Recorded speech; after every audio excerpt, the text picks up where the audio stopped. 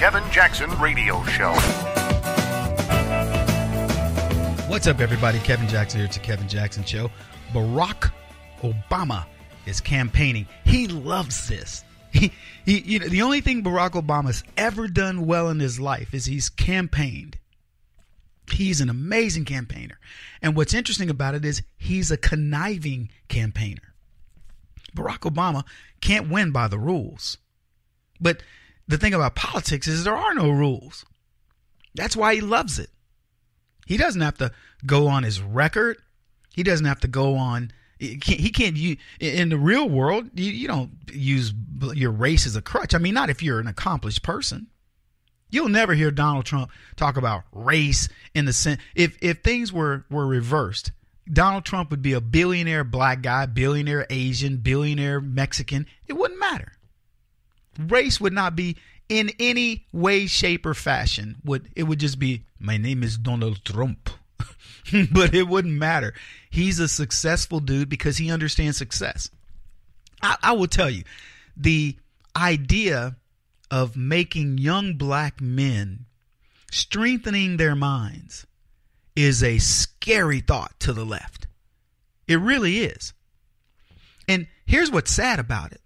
I want you to think about an America where the people that are up and coming and run this country are fearless.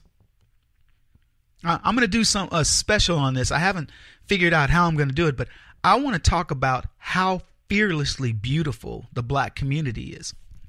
Think about the black community. And for the record, folks, I'm not ranking them any higher than anybody else. This is a circumstantial thing. But I want you to think about what's come out of the black community, okay? So go with me for a second. To go home in a black community, you have to put yourself in harm's way. You don't know where it's going to come from. You don't know if it'll be a stray bullet from a gang war. You don't know if you're walking down the street and some gang initiation ritual says shoot that guy.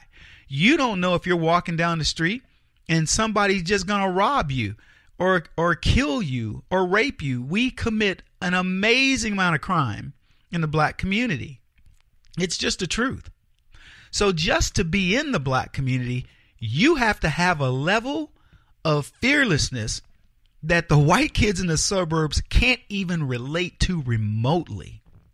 Most of them can't. The only ones who can relate are the ones who a crime has been committed against. But other than that, they're anecdotal in what's happening in the city.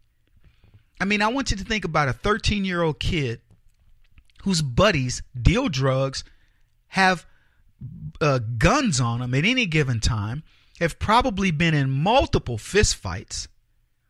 And I could go on. I could tell you things about the black community that would shock you. Young girls who have watched their mothers beaten, they've watched their dads get killed, they've watched their brothers go to prison, and I could just go on and on. And so I'm just saying, I want you to think about the mentality it takes just to exist in many of these communities. Then I want you to think about the kids who find themselves having to do things that they don't want to do. There are kids who are raising their parents. Think about that. There are young men who go out, young boys who go out, and in order for their families to survive, they have to go deal drugs or steal or do something criminal in order to, just to make the family run. And I'm not excusing any of it. I'm just telling you these are the facts.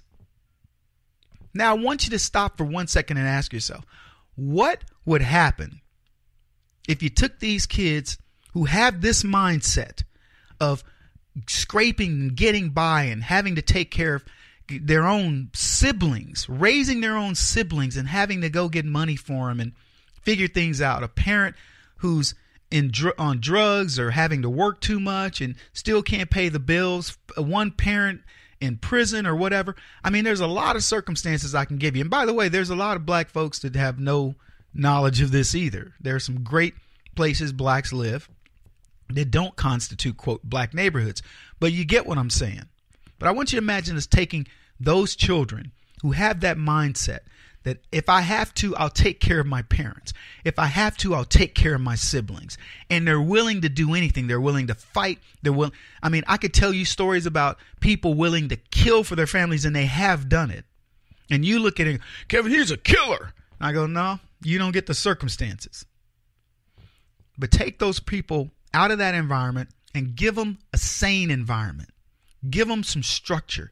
Give them the ability that you give to other kids that just have it all laid out, that have the two parents, that have the structure, that send them off to school, that they apprentice, they go work, they work as interns or whatever, and unleash them into a society. And tell me what you get. You've got gladiators on the streets of America who end up dead or in prison, or locked in some hopeless situation that they can't figure out because their environment never changes. Now, some of you say, well, Kevin, you'd work yourselves out of it. No, you don't. Let me tell you about myself. My grandparents moved me out of it. They moved me out of it. I moved to a 25,000 acre cattle ranch.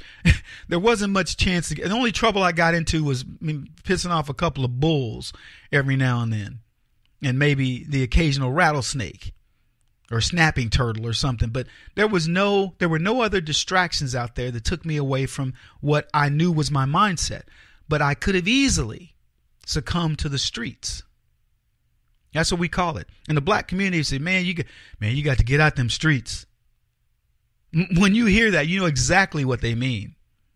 They mean in the streets, there's nothing but trouble. Around every corner is a new set of trouble. So we have an opportunity in America to take some of these kids, to take that mindset and set these kids off on the right course. And that's one of the things that I want to do. And it isn't just about black kids. There are white kids that have the same mentality. There are many. Look, I'm just saying we're squandering resources. And we're flying over these kids as if, they're hopeless. They're not hopeless. In fact, they're far from it. And we should be looking at ways to get these kids to extradite them from this situation.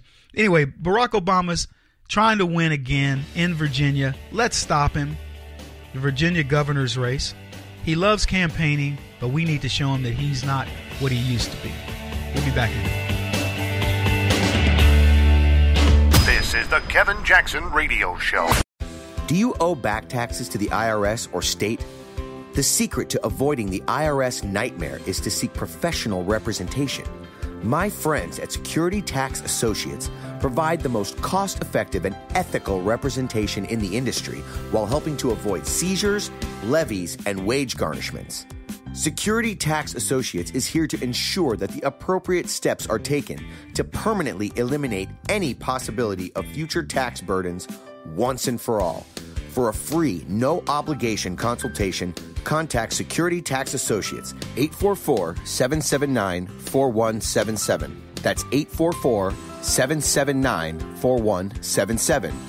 844-779-4177. Or visit them at securitytaxassociates.com.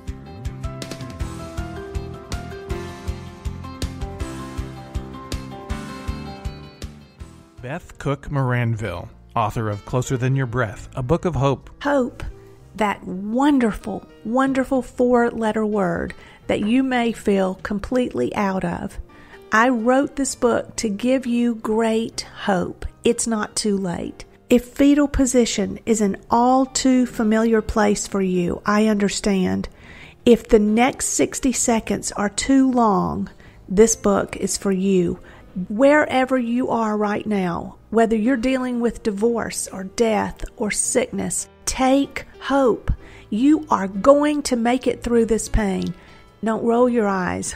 I've walked this road and I know it. The best is yet to come. Closer Than Your Breath, a book of hope from author and speaker Beth Cook Moranville, can be found on Amazon.com or Kindle.com. For more information, visit closerthanyourBreath.com or on Facebook at Closer Than Your Breath.